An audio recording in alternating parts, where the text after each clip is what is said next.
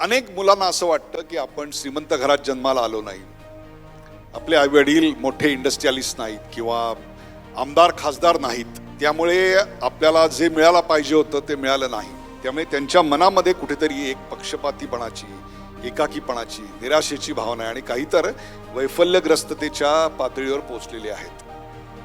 कसं होतं तुमचं बालपण आणि कुठे गेलं? तो प्रसंग मला अजूनही आठवतोय की आई त्या मुलाच्या आईकडे मागते की माझ्या मुलाला शाळेत रंगीत कपडे घालून यायला सांगितले आणि तुम्ही देता का म्हणून. तर त्या समोरच्या आईने म्हटलं की मी माझ्या मुलाचे कपडे कसे काय देऊ, ते उष्टे झाले तर. म्हणजे त्यावेळेस मला वैयक्तिक असं जाणवलं की गरिबी काय असते. आणि तिथून पुढे तो प्रवास असाच होत गेला. वडिलांचं कुठलं तरी एक लोन होतं, बँकेचे माणसं दर 15 दिवसाला 1 महिन्याला घरी यायचे. कधी हांडा घेऊन जा, कधी गोणी पोतं घेऊन जा धान्याचं. अशा अनेक गोष्टी जप्ती म्हणून जप्ती हा प्रकार माझ्या लहानपणी माझ्या डोक्यावरती एवढा फिट होता की जप्ती म्हणजे खूप मोठी भीती. बँकेचे माणसं येत आहेत, काहीतरी आपल्या घरातून घेऊन जाणार आहे. सो अशा परिस्थितीतून लहानपण गेलं आणि 10वी पर्यंत कधी चप्पलही अनुभवायला मिळाली नाही. अशा प्रकारे मी शिकलो.